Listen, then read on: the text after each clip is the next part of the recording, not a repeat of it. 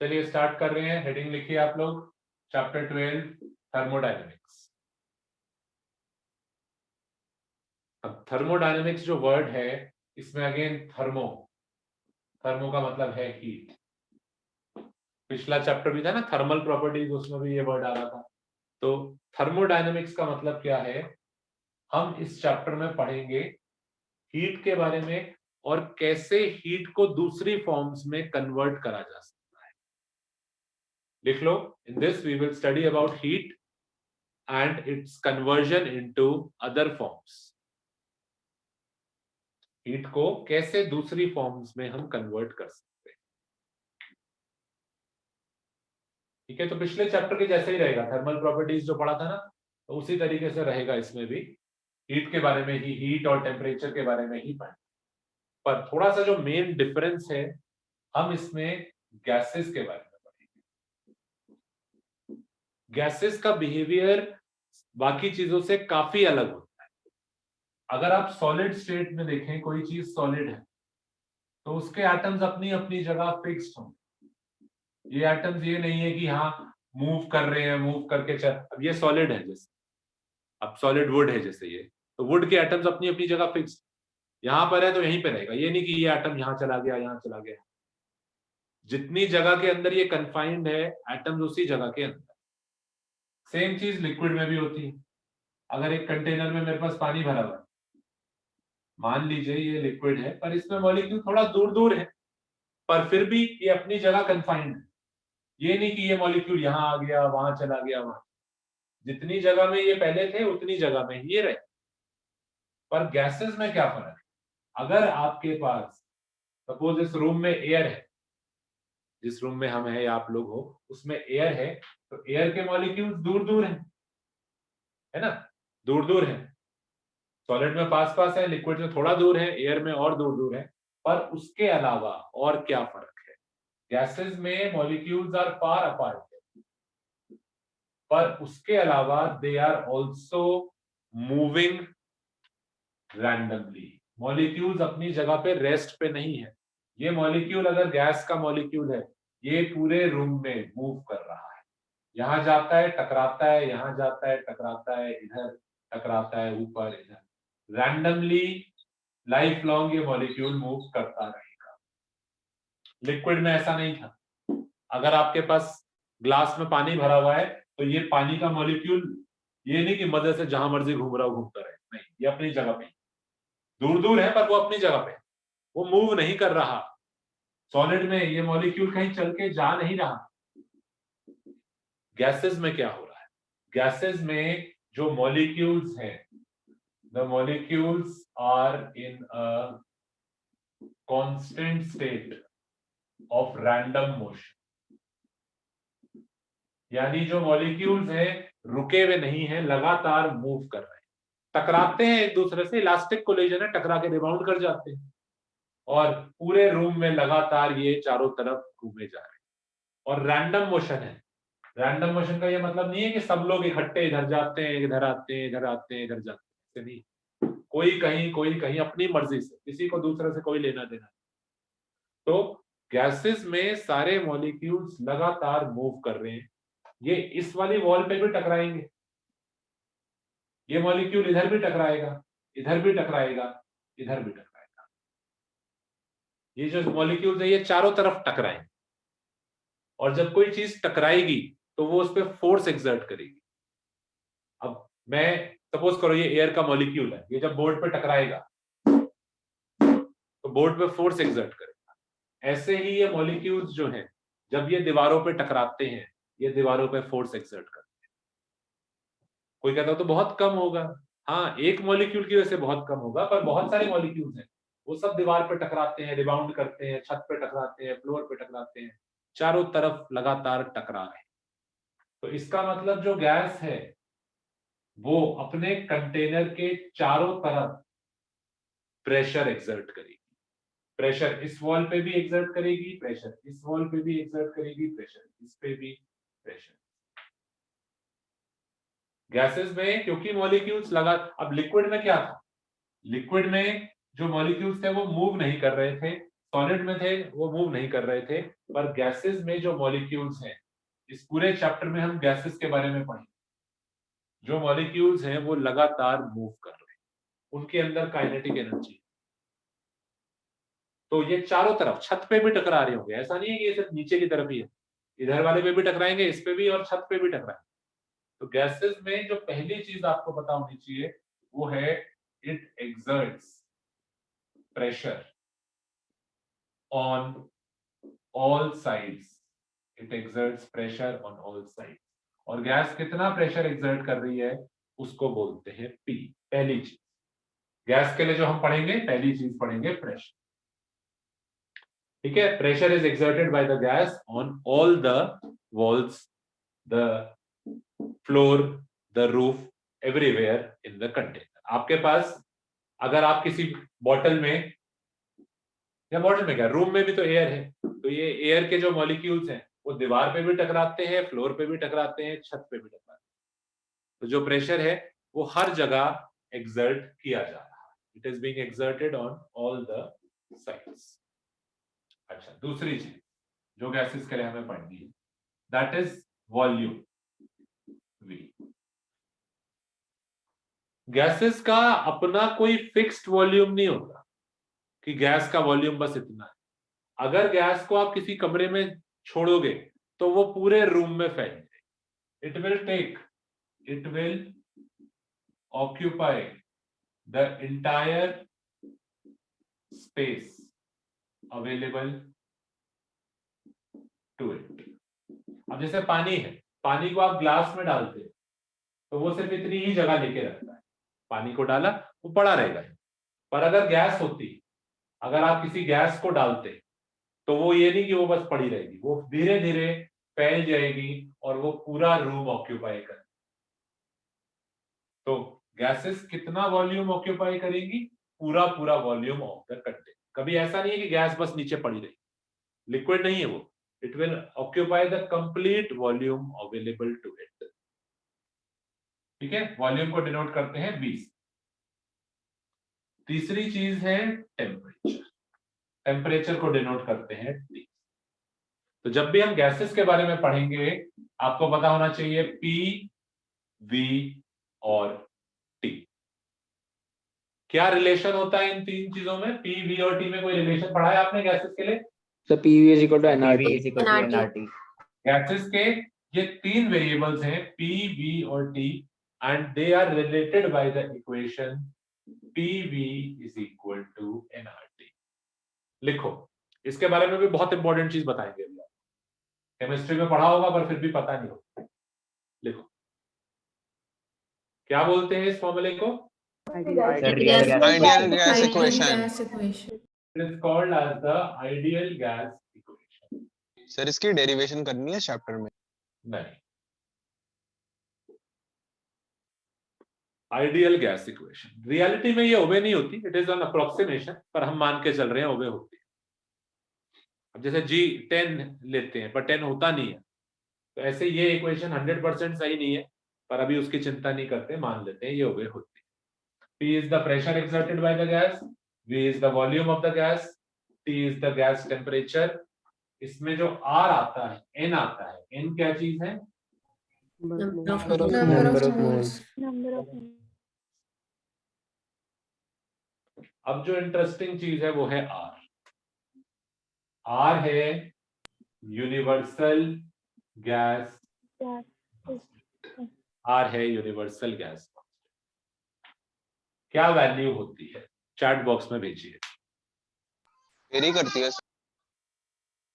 जो भी पता है वो बता दो। यूनिवर्सल गैस कांस्टेंट है, कांस्टेंट है तो वेरी कैसे कर सकता है? वैसे ideally it is a constant, तो वेरी तो नहीं करना चाहिए।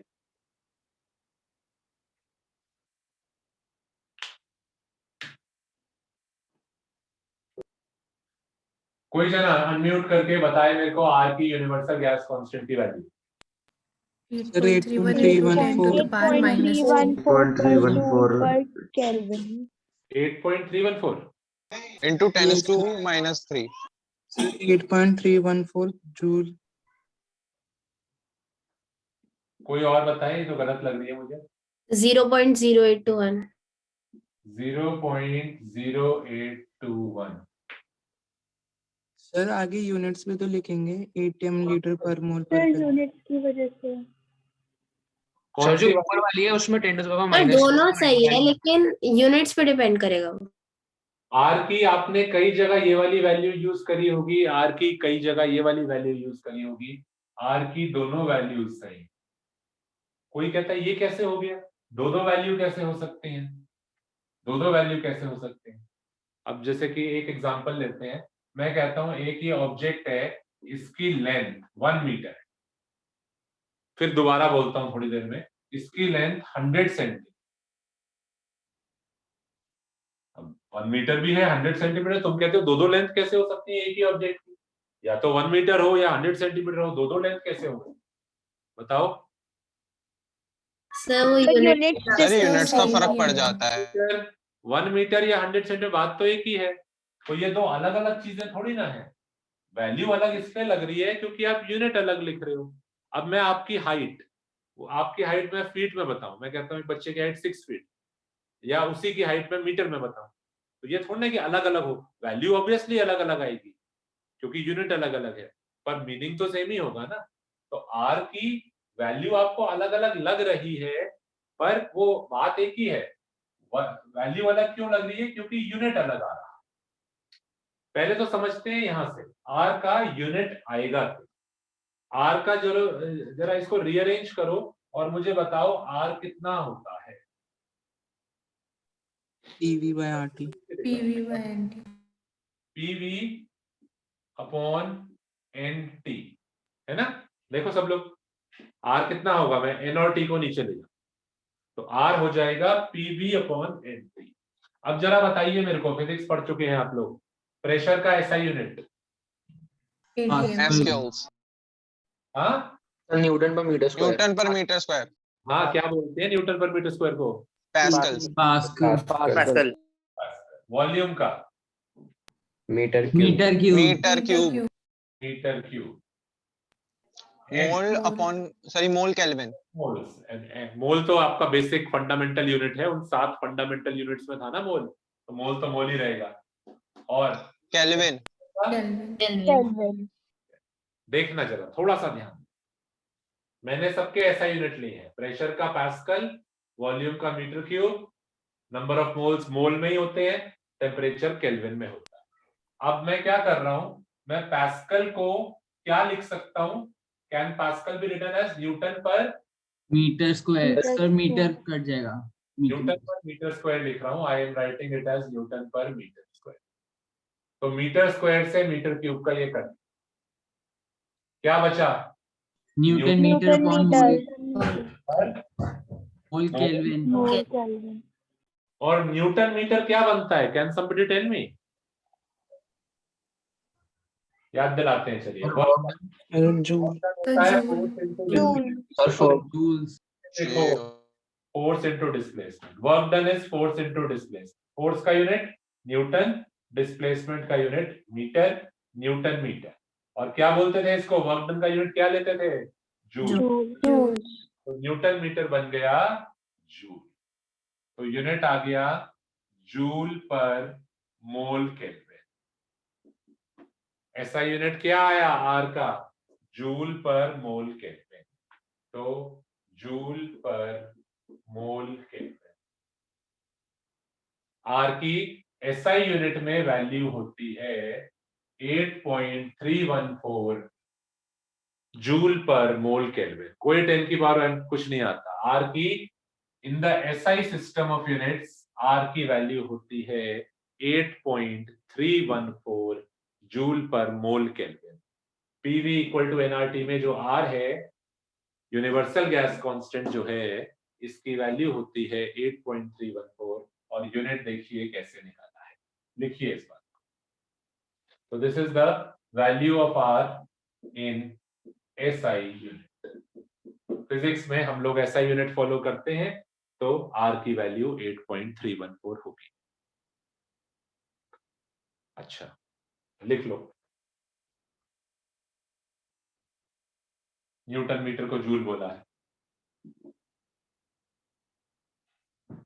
पर कोई बच्चा कहता है हमने तो एक 0.0821 भी वैल्यू यूज करी है। हाँ बिल्कुल करी होगी।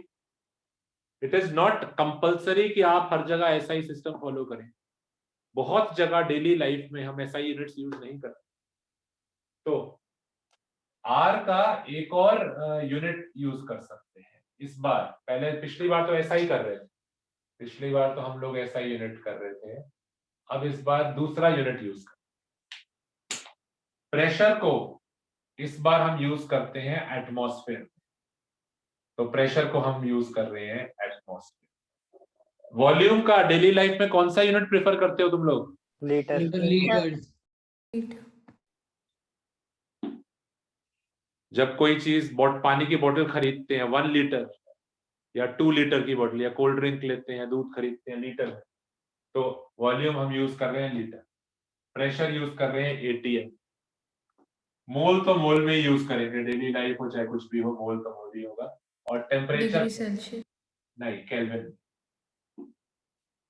तो अगर हम यूज कर रहे हैं प्रेशर को एटीएम में, वॉल्यूम को लीटर में, नंबर ऑफ मोल्स और टेम्परेचर तो केल्विन में ही, तब अगर ये यूनिट यूज करेंगे तो आर की वैल्यू आएगी 0.0821 एटमॉस्फेयर लीटर पर मोल केल्विन। तो यहां यूनिट होगा एटमॉस्फेयर लीटर पर मोल केल्विन। तो क्वेश्चन में कोई कहता है हमें पता कैसे चलेगा कि आर की वैल्यू क्या यूज करें? देखो बहुत आसान है। जब भी तुम लोग आइडियल गैस इक्वेशन लगाओगे, जब भी आइडियल, सुन लेना बात, बहुत इंपॉर्टेंट बात, जब भी तुम लोग आइडियल गैस इक्वेशन लगाओगे, टेम्परेचर कुछ नहीं कर सकते, केल्विन में ही डाल, केल्विन में ही डालना है। एन नंबर ऑफ मोल्स ही होंगे और कुछ नहीं। इन दोनों में वेरिएशन हो सकता है। अगर आप प्रेशर यूज कर रहे हो पैस्कल में और वॉल्यूम यूज कर रहे हो मीटर क्यूब में, अगर तुम प्रेशर यूज कर रहे हो पैस्कल में और वॉल्यूम यूज कर रहे हो मीटर क्यूब में, यानी हम एसआई सिस्टम की बात कर, तो आर की वैल्यू कितनी लोगे? 8.314। अगर तुम लोग प्रेशर एटीएम में पुट कर रहे हो, प्रेशर दे रखा है एटीएम में, तुम एटीएम में ही डाल रहे हो, और वॉल्यूम लीटर में दिया था, लीटर वैल्यू ही डाल रहे हो, तो फिर आर की वैल्यू यूज करना 0.0821। तो आर की वैल्यू कई बार ये पुट होती है, कई बार ये पुट होती है, वो डिपेंड होता है कि आप बाकी चीजों को किस यूनिट में यूज कर रहे हैं। अगर आप प्रेशर और वॉल्यूम को ऐसा यूनिट में डाल रहे हैं तो आर को भी फिर ऐसा यूनिट में डालो, है ना। एलएचएस आरएचएस पे यूनिट मैच होना चाहिए ना। अगर एलएचएस पे मिनट है तो आरएचएस पे भी मिनट होगा। तो वही बात है यहाँ पे, अगर प्रेशर और वॉल्यूम में ऐसा यूनिट में डाल रहा हूं तो आर को भी ऐसा यूनिट में डालूंगा। और अगर प्रेशर और वॉल्यूम को मैं एटमॉस्फेयर और लीटर में डाल रहा हूँ, कन्वर्ट नहीं कर रहा, एटमॉस्फेयर में डाल रहा हूँ, वॉल्यूम को लीटर में ही पुट कर रहा हूँ, तो आर की फिर ये वाली वैल्यू। ये कंफ्यूजन होता है बच्चों को आगे चल के ना, तो इस बात को लिख लो। हमारा जो अगला चैप्टर है, chapter number 13, it is also study of gases, तो उसमें भी यही चीज कंटिन्यू रहेगी। 12 और 13 एक जैसे ही चैप्टर होंगे, वहां पे भी दिक्कत आएगी। कई जगह हम आर को 8.314 डालेंगे, कई जगह ये डालेंगे, तुम लोग परेशान हो जाओगे यार क्या बात है, कई बार ये कई बार वो।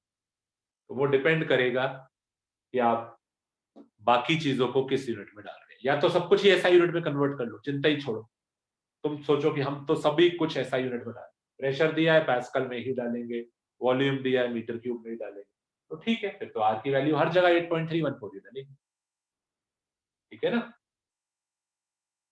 So it depends on what units you are using. They both are same thing. मैं कहता हूं मेरी हाइट 1 मीटर है, या मैं कहता हूं मेरी हाइट 100 सेंटीमीटर, दोनों है मेरी हाइट, दोनों यही है। कोई कहता है दो कैसे हो सकती है, दो हाइट कैसे हो सकती है एक ही जने, एक ही बात है, दोनों सेम ही तो है, कोई अलग अलग थोड़ी ना है।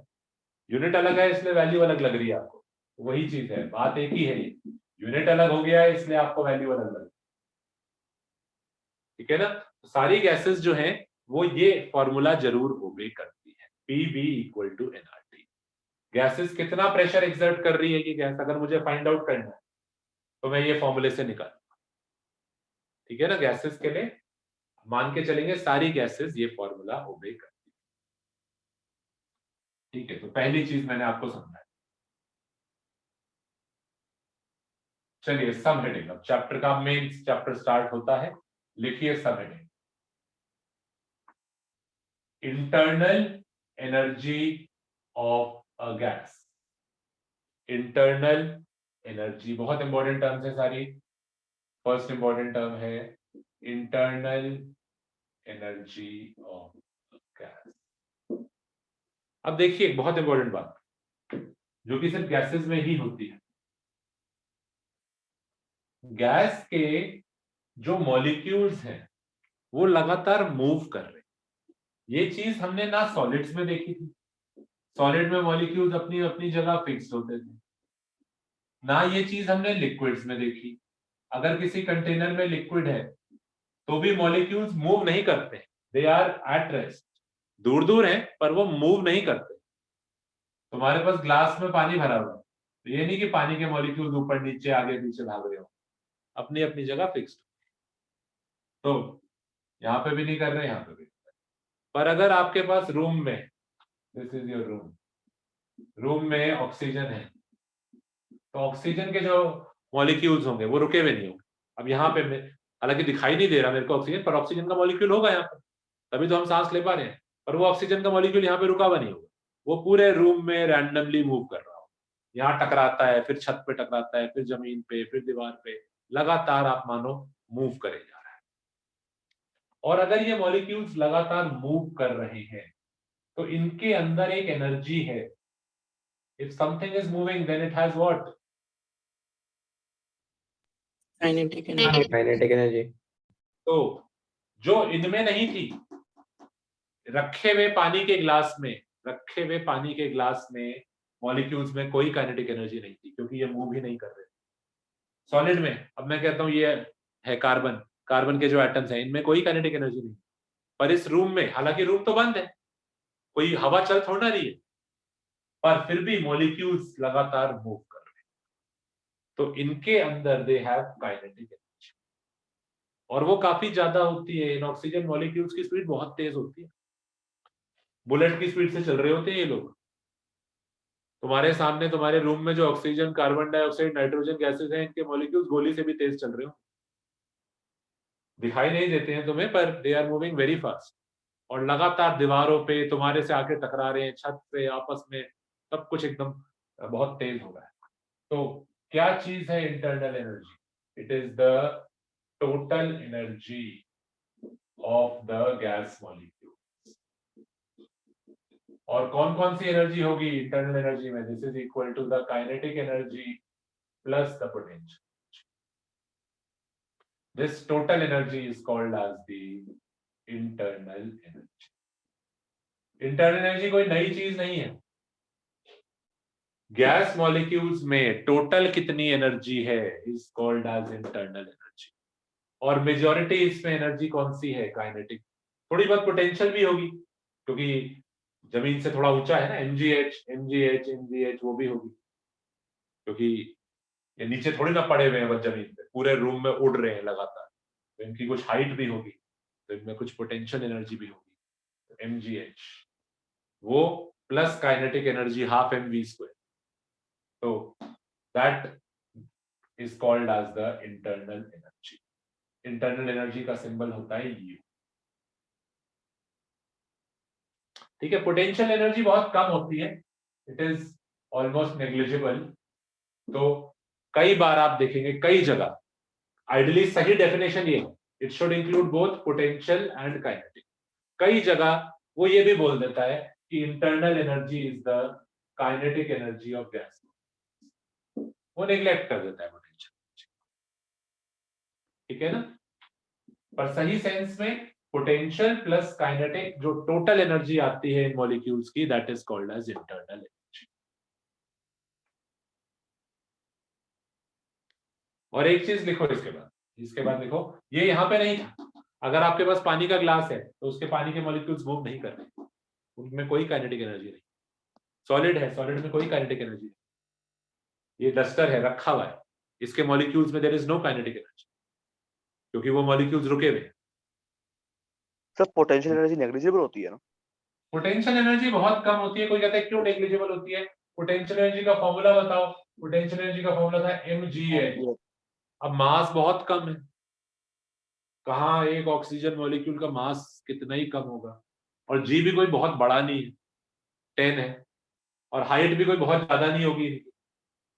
ये तो है नहीं कई किलोमीटर ऊपर है, हम तो अपने कमरे में खड़े हैं, तो हाइट भी कोई बहुत ज्यादा नहीं है, तो ये टर्म छोटी होती है।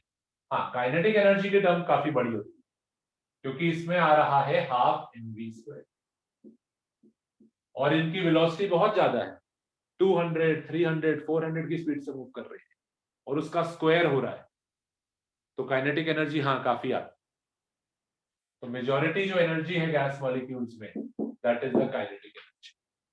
कई बार आप पोटेंशियल एनर्जी को निग्लेक्ट भी कर सकते, ठीक है ना। अच्छा, एक चीज और लिखो यहाँ पे, ऑन इंक्रीजिंग द टेम्परेचर, अगर मैं किसी गैस को गर्म करूं, या मैं कंपेयर करता हूं, इस रूम में विंटर्स है, मान लो, सुनो, विंटर्स अभी रूम में 10 डिग्री सेल्सियस, और अगर समर्स होते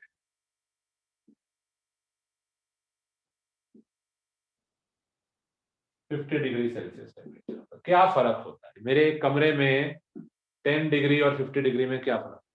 अगर 50 डिग्री सेल्सियस टेम्परेचर है, if the temperature is high, तो on increasing the temperature the speed of molecules increases. गर्म होने पर अगर आप इनको गर्म करोगे ना, तो ये लोग तेज भागने लगे, ये मॉलिक्यूल्स की स्पीड बढ़ जाए, बहुत तेज मूव करने लगे। वैसे भी काफी तेज मूव कर रहे हैं, ये अभी विंटर्स में भी काफी तेज मूव कर रहे हैं, पर और गर्म करने पे इनकी स्पीड और तेज।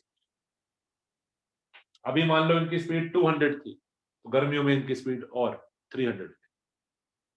तो on increasing the temperature the speed of the molecules increases and hence their kinetic energy increases।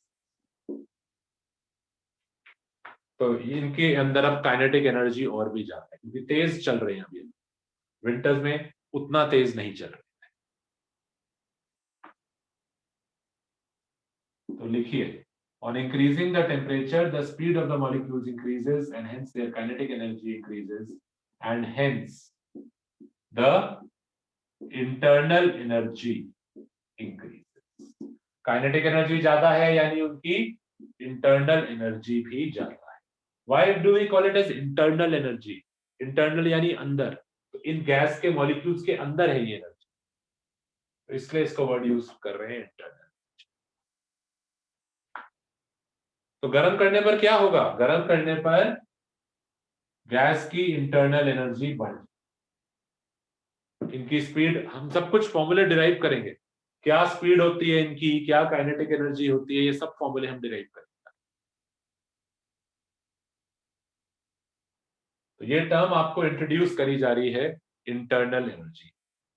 कई बार आप बस ये देखेंगे, internal energy is basically the kinetic energy of the gas, potential energy can be neglected. और ये term आज तक क्यों नहीं पढ़ी?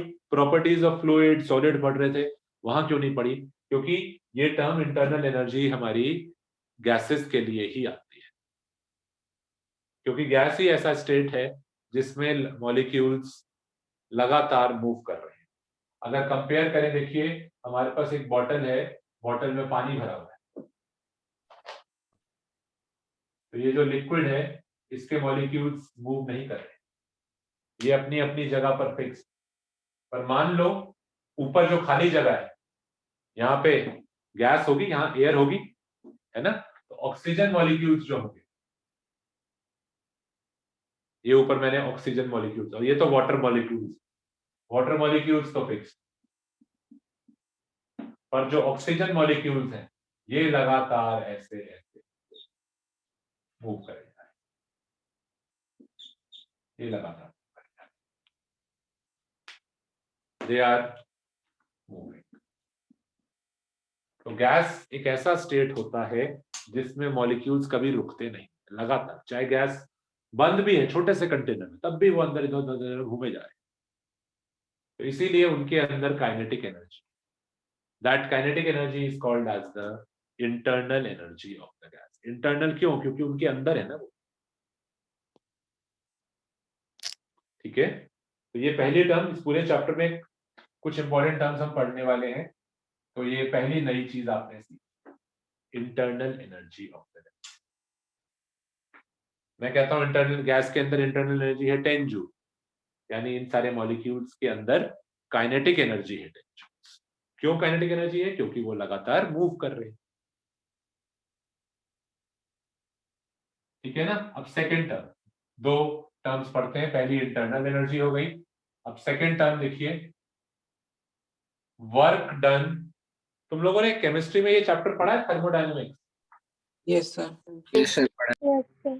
तो उससे थोड़ा सा रिलेटेड है, थोड़ा सा अलग भी है, तो डोंट कंफ्यूज। लिखिए second term, work done by the gas. But sir ये फिजिक्स और केमिस्ट्री में वेरी कैसे करता है चैप्टर? कॉन्सेप्ट वेरी नहीं करता है, हमारा रूल्स कई बार वेरी कर सकते हैं। हम किसी चीज को फिजिक्स में पॉजिटिव मान लेते हैं, केमिस्ट्री में उस चीज को नेगेटिव मान लेते हैं, बस उतना ही फर्क होता है, कॉन्सेप्ट वेरी नहीं करता। तो वर्क डन। ठीक है ना। तो सेकंड हमारी टर्म है work done by the gas. जरा रिकॉल करो क्लास 9th का concept. Work, what is work? When do we say कि वर्क हुआ है? जब हम किसी ऑब्जेक्ट को किसी When the फोर्स से कुछ force is डिस्टेंस acted तक हम and पहुंचा दे। the application of force is displaced. Applied, जब हम फोर्स लगाते हैं तब, या नहीं?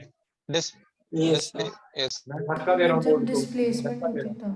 था। सर जब डिस्प्लेस्ड उस फोर्स से डिस्प्लेसमेंट हुई हो। हाँ, एंड डिस्प्लेसमेंट होती है, force is applied and displacement takes place, तब हम कहते हैं वर्क। तो अब हमें एक एक्सपेरिमेंट करना है, हमें गैस से वर्क करवाना, हमें एक गैस से वर्क करवाना है, यानी गैस किसी चीज के ऊपर फोर्स लगाए और उसको डिस्प्लेस करे। ठीक है ना। एक एक्सपेरिमेंट करना चाहते हैं जहां हमें बोला गया है कि तुम लोग गैस से वर्क करवाओ। ठीक है, प्लीज सब बच्चे प्लीज बहुत ध्यान दीजिए। आज की क्लास आपका इस पूरे चैप्टर का बेस रहेगी। जो इस आज की क्लास में समझाएंगे वो आगे के क्लासेस में बहुत यूज हो। ठीक है, प्लीज ध्यान से सुनिए। नहीं कुछ समझ में आएगा क्लास के एंड में पूछ ले या बीच में पूछ ले। तो एक एक्सपेरिमेंट करते हैं हम, देखिए कैसे। हमें बोला गया था कि गैस से वर्क करो, वर्क डन बाय गैस।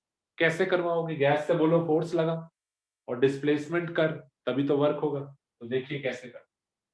एक कंटेनर लिया मैंने जिसमें ऊपर ये ढक्कन है, ये मूवेबल है, ये ऊपर नीचे मूव कर सकता है। इसको नाम देते हैं piston. It is a movable piston. ये ढक्कन ऊपर नीचे मूव कर सकता है, फ्रीली ऊपर नीचे मूव कर सकता है। इसमें मैंने गैस भरी, मान लीजिए ऑक्सीजन गैस भरी।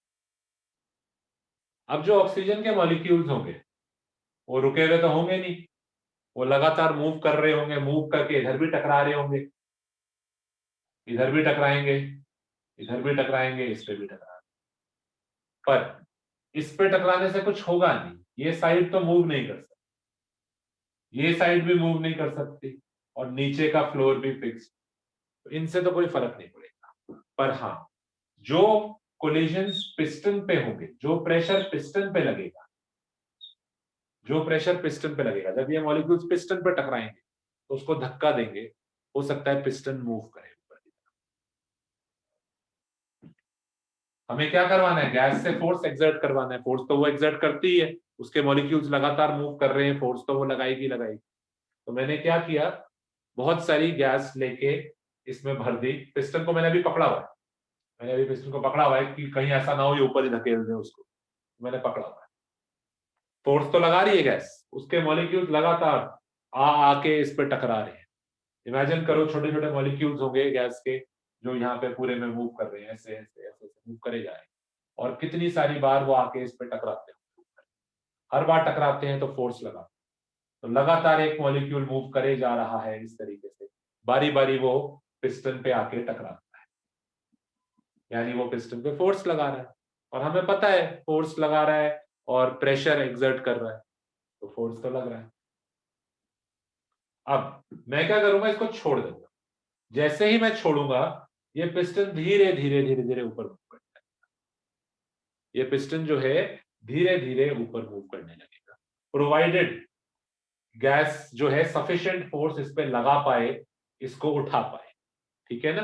तो डिस्प्लेसमेंट भी होगी, तो अज्यूम करते हैं डिस्प्लेसमेंट हुई है एक्स डिस्प्लेसमेंट। बनाइए, चलिए फिगर बनाइए और लिखिए कि गैस मॉलिक्यूल्स ने पिस्टन पे प्रेशर एक्सर्ट करा और उसको एक्स डिस्टेंस से ऊपर पुश कर दिया।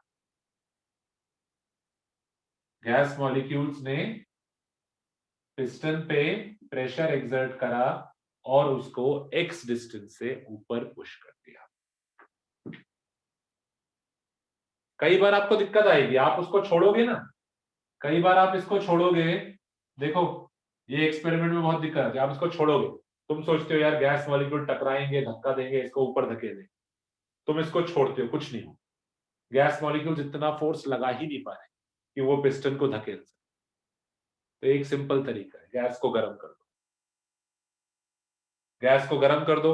जब तुम गर्म करोगे इन मॉलिक्यूल्स की स्पीड बढ़ जाएगी, बहुत तेज मूव करने लगेंगे, अब जोर जोर से टकराएंगे, ये कंटेनर जोर जोर से टकराएंगे, इस बार फोर्स ज्यादा एक्सर्ट होगा, हो सकता है अब ये पिस्टन को धकेल। तो मान लीजिए आपने गैस को गर्म कर दिया, अगर वो नहीं उठ रहा था पिस्टन ऊपर, तो कंटेनर को हीट कर दो, मॉलिक्यूल्स की स्पीड बढ़ जाएगी, तेज हो जाएंगे, अब उसको वो पुश कर पाए। तो इन्होंने मान लीजिए पुश करा एक्स डिस्टेंस से पुश कर। अब तो गैस ने फोर्स भी लगाया है और अब तो गैस ने डिस्प्लेसमेंट भी करी है।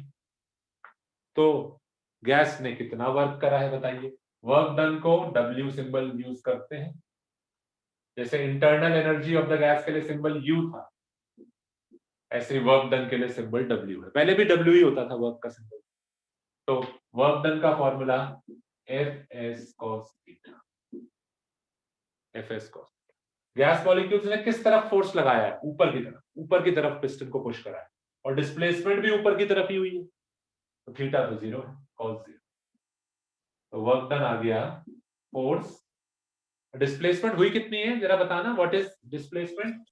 X तो वर्क डन आ गया F।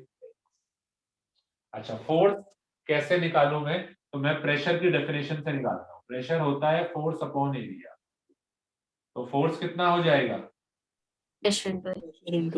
Product of pressure and area. Pressure into area into x. ये फॉर्मूला आया work done by the gas का। इसमें रुको, A इंटू एक्स को क्या बोलते? वॉल्यूम। ए इसका एरिया है, ए आपके कंटेनर का एरिया है और एक्स ये डिस्टेंस है। ए इंटू एक्स क्या चीज? सोचिए भाई। Volume of The container. volume. So because X height की तरह दिखा रही है चेंज अपने इन आप द को इधर। Volume. Sir delta V। Change in volume. अच्छा, अब बोलने दो। ए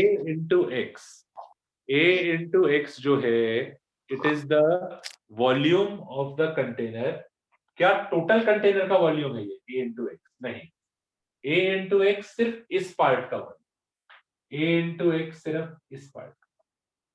ध्यान से देखिए, एरिया इंटू हाइट सिलेंडर के लिए फॉर्मूला होता है वॉल्यूम का। अगर आपके पास सिलेंडर है, वॉल्यूम का फॉर्मूला होता है pi r square h. Pi r square को हम एरिया भी बोल देते हैं। तो area into height is the formula for the volume. तो area a into height x. तो ये वॉल्यूम सिर्फ इस पार्ट, इस पार्ट को मैं क्या बोलूं? Is this the initial volume और is this the final? Change in volume. Volume. Final volume ये था, फाइनल वॉल्यूम ये था। इनिशियल वॉल्यूम सिर्फ ये रेड वाला। तो इनिशियल में कितना और बढ़ा है, ये जो पार्ट है ये क्या चीज है? ये change in volume. A into x को ना मैं बोलूंगा इनिशियल वॉल्यूम, ए इंटू एक्स को ना मैं बोलूंगा फाइनल। इनिशियल वॉल्यूम सिर्फ ये था, दिस इज द इनिशियल। और फाइनल वॉल्यूम ये वाला। तो A into X ये वाला जो है, this will be called as change in the volume, P delta V। सुना होगा, हो सकता है आपने फॉर्मूला केमिस्ट्री में भी, P डेल्टा V। तो लिख लीजिए, P delta V is the formula for work done by the gas. Gas जब भी कई क्वेश्चंस हम करेंगे आगे, उसमें एक्सपैंड करेगी, तो वर्क डन कितना करेगी गैस जब वो एक्सपैंड करेगी? P delta V। ये दो इंपॉर्टेंट चीजें अगर आपको समझ में आती हैं तो आगे हमें बहुत हेल्प मिलेगी। गैस की इंटरनल एनर्जी और गैस कितना वर्क करती है, P डेल्टा V। बताइए किसी स्टेप में डाउट है?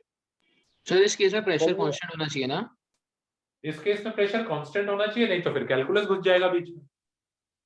इस फॉर्मूले में अब याद करो ना, वर्क डन का फॉर्मूला, कॉन्सेप्ट नहीं बदलता कभी। हमारा वर्क डन का फॉर्मूला जो मैं यहाँ यूज कर रहा हूं, Fs cos थीटा। याद करो, वर्क डन का एक फॉर्मूला था F, और कई बार कैलकुलस घुस जाता था बीच में, इंटीग्रेशन ऑफ F। याद करिए, Fs जब यूज करते थे क्या बताया था उस केस में? Sir force constant. Constant.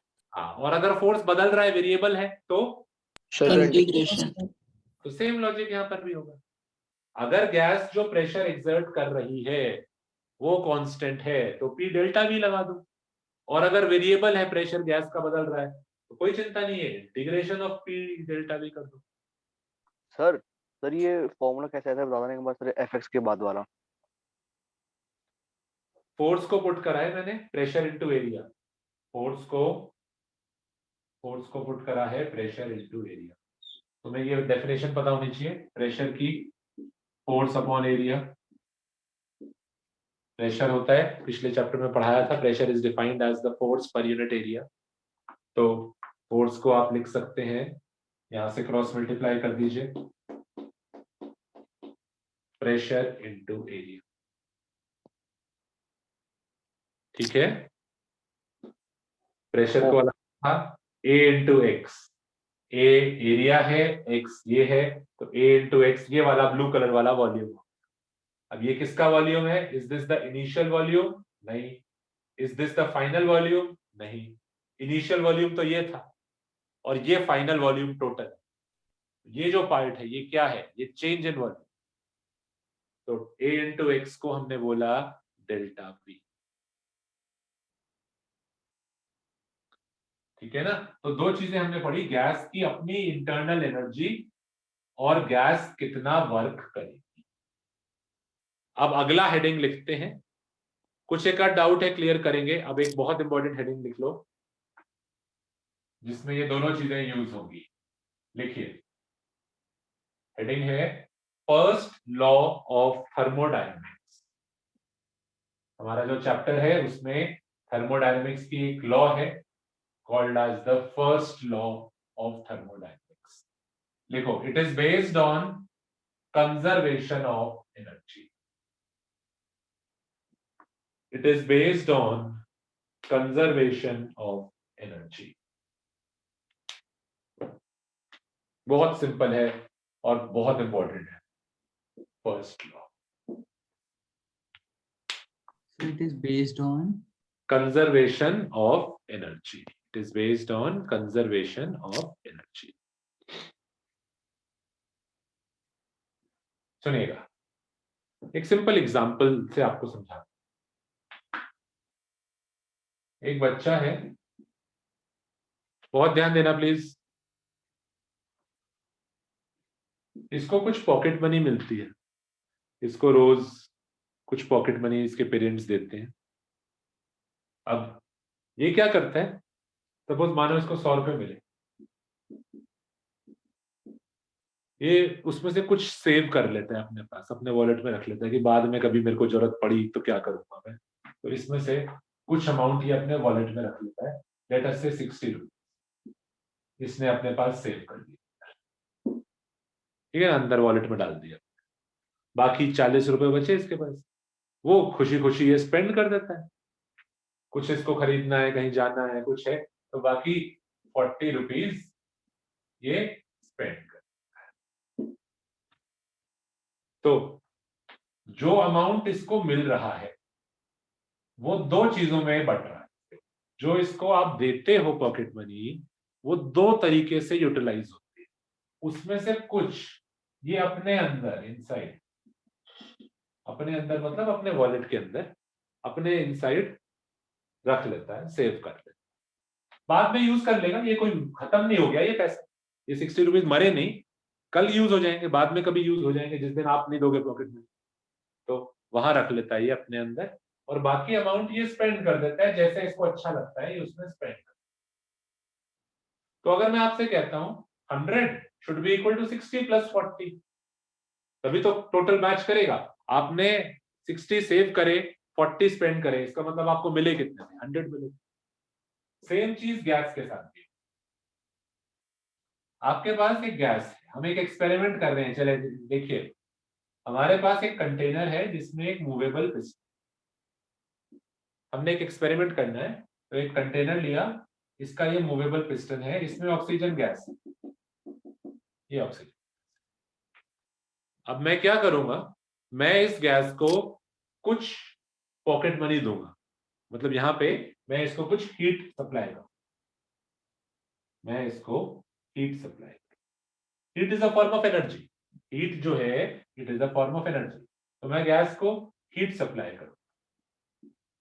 Let us से डेल्टा क्यू, हीट सप्लाई करूंगा, क्यू भी बोल सकते थे, कोई कहता डेल्टा क्यों लगा रहे हो, क्यू बोल, क्यू भी बोल सकते हैं, ठीक है ना, Q is the symbol for heat energy, हमें पता है, पर मान लीजिए डेल्टा क्यू बोल, बात एक ही है, ठीक है ना। डेल्टा क्यू क्या चीज है? It is the amount of heat supply to the gas. मैंने इसको मान लो 100 जूल हीट के लिए, 100 जूल। अब इस 100 जूल का गैस दो चीजों में यूज कर सकती है। या तो गैस क्या करे, इस एनर्जी को अपने मॉलिक्यूल्स के अंदर भरे, इसके जो मॉलिक्यूल्स हैं, जो गैस के मॉलिक्यूल्स हैं, उसके अंदर ये एनर्जी स्टोर कर। मॉलिक्यूल्स के अंदर कौन सी एनर्जी होती है? अभी मैंने बताया था, मॉलिक्यूल्स जो है gas energy, internal energy, energy, यानी क्या इंटरनल एनर्जी क्या चीज है? Kinetic kinetic energy, energy plus potential energy. हाँ, पोटेंशियल को भी इग्नोर कर दो, या चलो सिर्फ इंटरनल एनर्जी वर्ड, इनके अंदर इंटरनल एनर्जी। तो इस 100 में से कुछ ये अपनी इंटरनल एनर्जी में अपने अंदर भर लिया इन्होंने, जैसे इस बच्चे ने कुछ अपने अंदर से भर लिया था, तो वैसे ही कुछ एनर्जी ये अपने अंदर स्टोर कर लेते हैं। मान लीजिए इन्होंने अपनी इंटरनल एनर्जी में 60 जूल स्टोर कर, और बाकी एनर्जी ये स्पेंड कर देते हैं। बाकी एनर्जी ये स्पेंड करते हैं, कहां पे स्पेंड कर सकते हैं? ये सब पिस्टन को ऊपर करने में, पिस्टन को धक्का लगाने में स्पेंड कर, यानी वर्क करने में स्पेंड कर, स्पेंट इन डूइंग वर्क। तो गैस को जो एनर्जी मिली उसमें से कुछ एनर्जी गैस अपने अंदर रख लेती है 60 जूल, और बाकी कुछ स्पेंड कर देती है वर्क करने में 40 जूल। फर्स्ट लॉ यही कहती है। सर ये आपने वैल्यू अपने आप लिया है, ऐसा होता है? सुनिए सुनिए बात को, तुम खाना खाते हो है ना, खाना Yes, खा, खाना खाया तुमने, खाना खाने से सपोज मान लो तुमने कोई चीज खाई, उसके पैकेट पे तुमने देखा उस पर लिखा है कि उसमें कितनी कैलोरी, मान लो उसके अंदर जो तुमने खाना खाया उसके अंदर 100 जूल था, तो तुम्हें सुबह सुबह ब्रेकफास्ट करा तुमने आज, बढ़िया 100 जूल एनर्जी तुम्हें मिल गई। अब क्या ये 100 जूल तुम्हारे बॉडी में स्टोर हो जाएगी पूरी पूरी? No sir. नो सर, दिन भर काम कर रहे हो, दिन भर तुम भाग दौड़ रहे हो, पढ़ाई कर रहे हो, क्लास अटेंड कर रहे हो, तो कुछ एनर्जी तुम यूज भी तो कर रहे हो। स्कूल जाते थे मानो, पहले चल के जाते थे फिर आते थे, कुछ एनर्जी यूज कर, तो 100 जूल में से कुछ एनर्जी आप स्पेंड कर रहे, लेट अस से आपने स्पेंड करा 40 जूल, तो दिन के एंड में जो एनर्जी बच गई उसका क्या होगा? वो आपके बॉडी में इकट्ठी हो जाएगी, मोटे होते जाओगे, वो एनर्जी जो है फैट की फॉर्म में तुम्हारे बॉडी में ही स्टोर हो जाएगी, तो बाकी जो बची वो तुम्हारे बॉडी के अंदर ही स्टोर हो रही है in the form of your internal energy. तो 100 में से आपने स्पेंड तो सिर्फ 40 जूल करा, ज्यादा काम वाम नहीं करा तुमने, घर में बैठे रहे, ज्यादा कुछ नहीं करा। स्पेंड तुमने लेटर से 20 जूल ही करा, तो कितनी एनर्जी तुम्हारे अंदर स्टोर होगी? 80 जूल। कंजर्वेशन होना चाहिए ना। जब तुम्हें मिली 100 थी, तुमने पूरे दिन में ज्यादा एफर्ट करा नहीं, 20 जूल का करा, तो बची कितनी एनर्जी? 80। वो कहाँ जाएगी? मर जाएगी क्या? नहीं, वो तुम्हारे अंदर स्टोर हो जाएगी। हमारा बॉडी फैट को स्टोर कर लेता है, मोटे हो जाते हैं। अब आजकल क्या है, स्कूल नहीं जा रहे, कहीं बाहर खेलने नहीं जा रहे, तो जो भी एनर्जी है बॉडी में स्टोर होती जा रही है। तो जो भी एनर्जी हमें मिल रही है उसमें से कुछ पार्ट स्पेंड हो रहा है, बाकी हमारे अंदर स्टोर हो रहा है। सेम चीज गैस के साथ भी होती है। जब आप किसी गैस को हीट करते हैं, उसको आपने हीट सप्लाई करा, डेल्टा क्यू, उसमें से कुछ है जो गैस स्पेंड कर देती है। पिस्टन गैस स्पेंड एक ही तरीके से कर सकती है। अब तुम तो वर्क बहुत तरीके से कर सकते हो, चल रहे हो, कूद रहे हो, क्लास अटेंड कर रहे हो, एक्सरसाइज कर रहे हो, पर गैस तो एक ही चीज कर सकती है, पिस्टन को धक्का दे सकती है। गैस अपनी एनर्जी कैसे यूटिलाइज करेगी? वर्क कहाँ पे करेगी? पिस्टन को धक्का दे। तो मान लीजिए गैस ने कितनी एनर्जी स्पेंड कर दी वर्क करने में? 40 जूल। तो कितना बचा होगा? 100 में से 40 उसने स्पेंड कर दिया, 60 कहाँ जाएगी एनर्जी? वो 60 एनर्जी कहाँ जाएगी? Internal energy. ना चाहते हुए भी गैस के मॉलिक्यूल्स के अंदर ही भर जाएगी। गैस के मॉलिक्यूल्स के अंदर ही भर जाएगी। किस फॉर्म में? इंटरनल एनर्जी की फॉर्म। तो कितनी इंटरनल एनर्जी में राइज होगा? इंटरनल एनर्जी में कितना इंक्रीज होगा? 60 जूल। सेम रियल लाइफ में इमेजिन करो ना यार, तुम खाना खाते हो, 100 जूल एनर्जी तुम्हें मिली, पर दिन भर तुमने सिर्फ स्पेंड 20 जूल ही करा, तो बाकी एनर्जी कहाँ गई? तुम्हारे अंदर ही तो स्टोर होगी। तो फर्स्ट लॉ यही कहती है।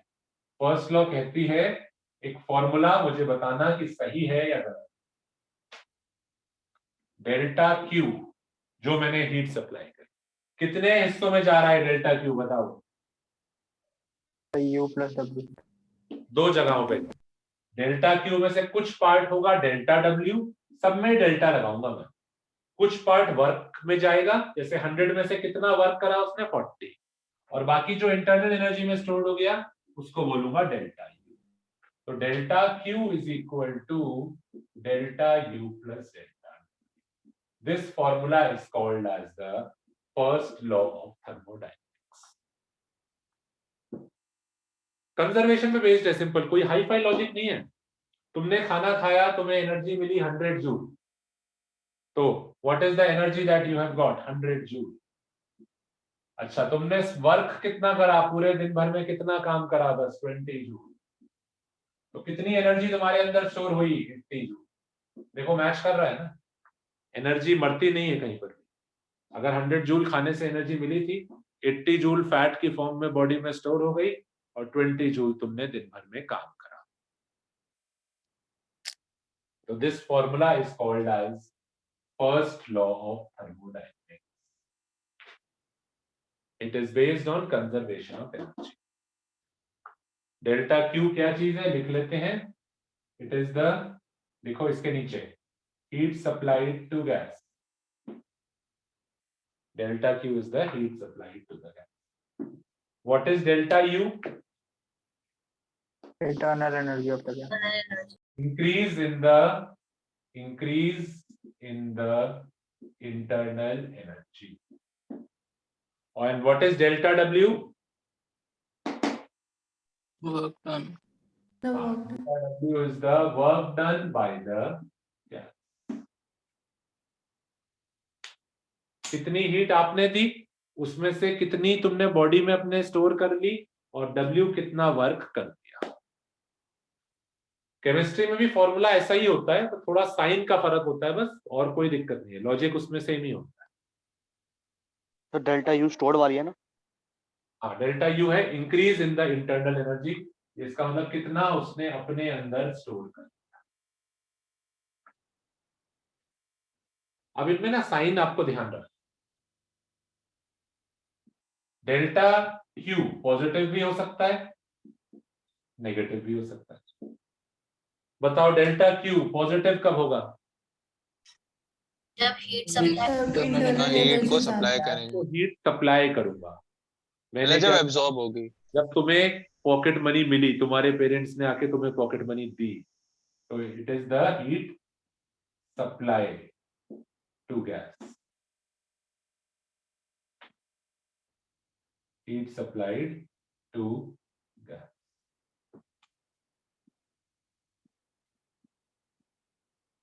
और नेगेटिव कब होगा? सर जब spent तो सच हीट बाहर में आ रही होगी। जब बाहर आ रिलीज होगी। हाँ, यानी तुम्हारे पेरेंट ने तुम्हें पॉकेट मनी नहीं दी, उल्टा तुमसे आके पैसे छीन लिए, तुमसे पैसे वापस ले लिए, तो हीट सप्लाई नहीं हुई, इस बार हीट मिली नहीं, उल्टा हीट बाहर छीन निकाल दी गई। तो नेगेटिव का मतलब heat lost, lost by gas, या तुमने कोई पैसे चलो गुम कर दिए, चले गए तो वो वेस्ट हो गए, ठीक है ना। तो पॉजिटिव का मतलब heat is supplied to the gas, negative का मतलब गैस में से हीट वापस निकालनी। अच्छा, सेम डेल्टा यू में भी हो सकता है, डेल्टा यू भी पॉजिटिव नेगेटिव हो सकता है। इट इज नॉट नेसेसरी कि ये सिर्फ पॉजिटिव होगा, पॉजिटिव नेगेटिव दोनों। पॉजिटिव का मतलब कि आपने एनर्जी अपने अंदर स्टोर कर दी, यानी आपकी इंटरनल एनर्जी उससे क्या हुई, बढ़ गई। बढ़ गई। तो इंक्रीज इन इंटरनल एनर्जी। और अगर डेल्टा यू नेगेटिव हो गया, इसका मतलब आपकी इंटरनल एनर्जी जो थी वो decrease, Used up. Decrease in internal energy.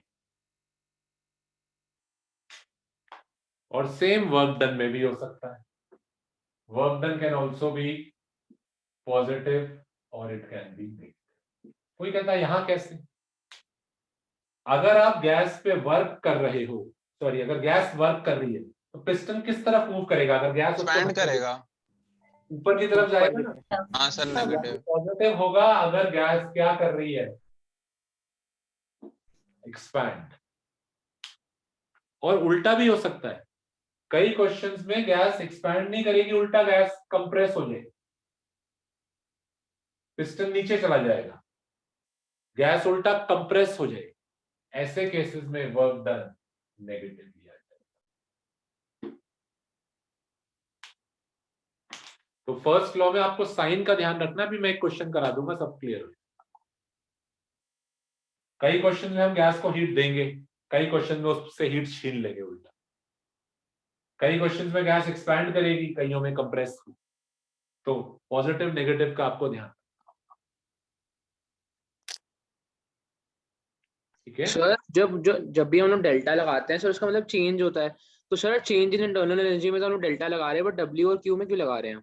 It is not always कि आप डेल्टा डब्ल्यू का मतलब यहां नहीं है change in the work, delta W is the symbol for work done.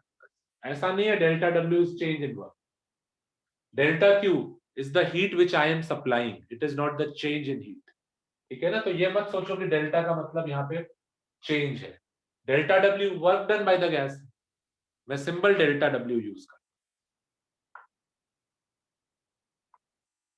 चलो एक क्वेश्चन देखते हैं।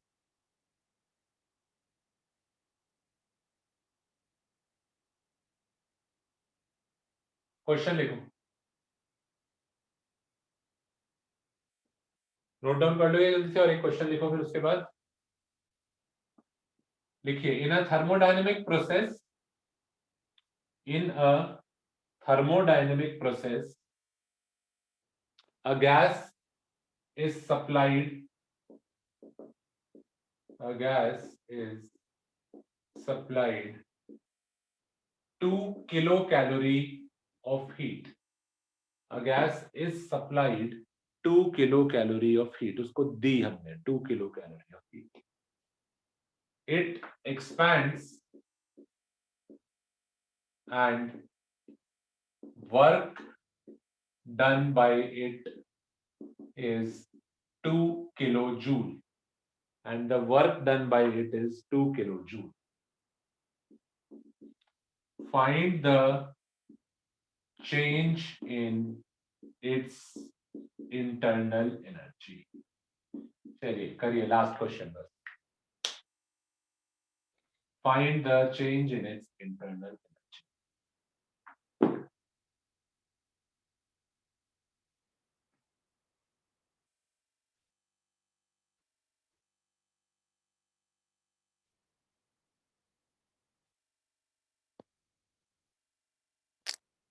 कहाँ दिक्कत आ रही है बोलो, किस जगह दिक्कत आ रही है? कैलोरी टू जूल में। यस जो मुझे लगता है ना वही प्रॉब्लम आती है आप लोगों को। कैलोरी में, यस सर। आप लोगों को असाइनमेंट दी थी मैंने, उसमें कई जगह कैलोरी वाले क्वेश्चन थे, तो आपको ढूंढना चाहिए था कि कैलोरी में कैसे कन्वर्ट करते हैं। सुनिए अब, energy, what is the SI unit of energy? फिर भी डेली लाइफ में या पुराने जमाने में एनर्जी का एक और यूनिट यूज होता था, कॉल्ड एज द कैलोरी।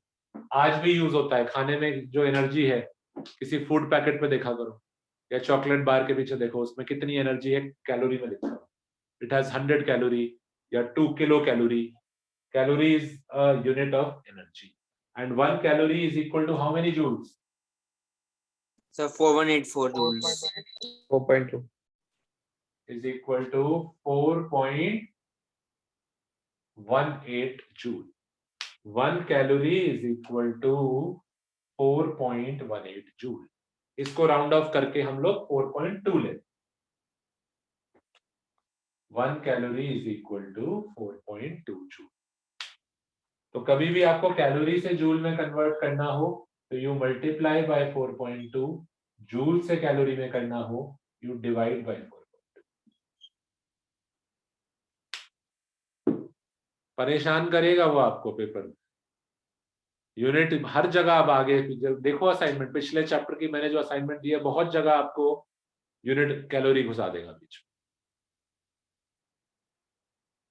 क्योंकि और क्या करे, बाकी तो क्वेश्चन बहुत आसान है। अब मैं यहाँ ये कैलोरी में नहीं देता तो ये तो एडिशन का क्वेश्चन है, सेकंड क्लास का बच्चा भी कर लेगा। डेल्टा क्यू डेल्टा डब्ल्यू दे रखे हैं आपको, मैंने डेल्टा क्यू डेल्टा डब्ल्यू दे रखे हैं, डेल्टा यू निकालना है। अब क्वेश्चन को मुश्किल कैसे बनाऊं मैं? 11th क्लास के बच्चे को एडिशन का क्वेश्चन देना है तो कैसे मुश्किल बनाऊं? देखो कैसे मुश्किल बनाए। डेल्टा क्यू कितना दिया है जरा बताना, delta Q? 2 into 10 sir 8.4 kilojoules. 8.4 kilo joule. दिया कितना है? दिया कितना? Sir 2 kilo calorie. 2 kilo calorie. Sir heat, रुको रुको ना यार, हीट गैस को दी है या उसमें से खींच के बाहर निकाल दी है? सर दी है। सप्लाइड। सप्लाइड यानी कौन सा साइन है? पॉजिटिव। Positive. अब डेल्टा क्यू इतना है। डेल्टा यू कितना दिया है? इंटरनल एनर्जी में कितना, गैस ने कितना अपने अंदर भरा? निकालना है। निकालना है। Delta W 2 kilo 2 kilojoule. 2 kilo. तो क्वेश्चन क्या है कि डेल्टा क्यू दिया है, डेल्टा डब्ल्यू दिया है, डेल्टा यू निकालना है। एडिशन सब्ट्रैक्शन का क्वेश्चन है ना? डेल्टा क्यू दिया है, डेल्टा डब्ल्यू दिया है, डेल्टा यू निकालना है, एडिशन सब्ट्रैक्शन का क्वेश्चन है। फिर भी आप लोग नहीं कर पा रहे हो क्योंकि यूनिट उसने अलग अलग दे दिए। लिख लिया था ना मैंने, मिटा दिया। कैसे था? कैलोरी से जूल में यू मल्टीप्लाई बाय 4.2 और जूल से कैलोरी में डिवाइड बाय 4। 4.18 होता है पर हम 4.2 ले। कन्वर्ट करो, किलो कैलोरी है तो यानी 2000, पहले तो किलो को खोल दो ना, किलो को खोल दो, 2000 कैलोरी। और क्या करूं फिर इसको, कैलोरी को तो मल्टीप्लाई बाय 4.2 4.2 सर 8400। 8400 जूल। अच्छा ये तो अननोन है, और ये वाला 2000 joule. 2000। बस ये दिक्कत होती है आप लोगों को। अच्छा वर्क डन भी पॉजिटिव होगा नेगेटिव होगा, देखना जरा। पॉजिटिव होगा। पॉजिटिव हो रही है एक्सपैंड। Expand. एक्सपेंशन। यानी गैस एक्सपैंड हो रही है। सर आपने 2000 जूल कर दिया था, आपने फिर 4.2 से इंटू करा सर, जूल में तो आ गया ना 2 किलो जूल में। ये सर सेकंड वो क्यू वाला। दिमाग लगाना यार, बिल्कुल ही दिमाग नहीं लगाते हो तुम। ये 2 किलो, किलो का मतलब क्या होता है? अच्छा ओके सर ठीक है, कैलोरी आ गया। 1000 और फिर कैलोरी में कन्वर्ट करेंगे। हाँ जी हाँ जी। देखो 2-4% दिमाग लगा लो यार, ज्यादा नहीं, थोड़ा सा। अब फॉर्मूले में डाल दो, बस आंसर आ जाएगा। अब कोई कहता मैं फॉर्मूला भूल गया, भूल जाओ, चलो कोई बात, भूल गए। आपको डेल्टा क्यू, यानी मैंने आपको, या आपने खाना खाया, खाना खाने से आपको 8400 जूल मिले। डेल्टा क्यू, डेल्टा यू नहीं पता, डेल्टा डब्ल्यू पता। आपने दिन भर में भागदौड़ करी, आपने स्पेंड कर दिया 2000 जूल, आपने वर्क कर दिया, तो कितना फैट आपने अपनी बॉडी में स्टोर करा, बताओ। माइनस कर 8400 तुमने खाना खाया था, एनर्जी मिली थी, पर दिन में तुमने ज्यादा काम नहीं करा, सिर्फ 2000 जूल का काम करा, तो कितनी एनर्जी तुमने अपने बॉडी में ही भर ली? Sir 6400 joules. बस यहाँ से निकाल लीजिए, delta Q 8400 is equal to delta U plus 2000। तो इसको इधर ले आइए, डेल्टा यू निकल आएगा, delta U will come out to be 6400। इतनी एनर्जी, ये क्या चीज आई है, इतनी एनर्जी गैस के अपने मॉलिक्यूल्स में भर गई होगी। किस फॉर्म में होगी जो गैस के मॉलिक्यूल्स में एनर्जी कौन सी होती है? Kinetic Internal energy. इंटरनल, यानी क्या, काइनेटिक एनर्जी। Kinetic energy. ये 6400 जूल गैस के मॉलिक्यूल्स में काइनेटिक एनर्जी की फॉर्म में भर गई। क्या हुआ होगा गैस मॉलिक्यूल्स की स्पीड को, बढ़ी होगी कम हुई होगी? सर बढ़ गई होगी। Increase हो गई। कितनी सारी काइनेटिक एनर्जी उसमें आ रही है, तो उसकी स्पीड कितना बढ़ गई होगी, मॉलिक्यूल्स तेज हो गए, ठीक है ना। गर्म हुई होगी गैस या ठंडी हुई होगी? गरम। का गरम। मॉलिक्यूल्स की स्पीड बढ़ गई ना, यानी गैस गर्म हो गई, ठीक है। बताइए क्या डाउट है, आज यहां तक आपको समझाना था। अगर फर्स्ट लॉ का ये एग्जांपल आपको समझ में आया है, वेल एंड गुड, नहीं आया है तो बताइए क्या डाउट है।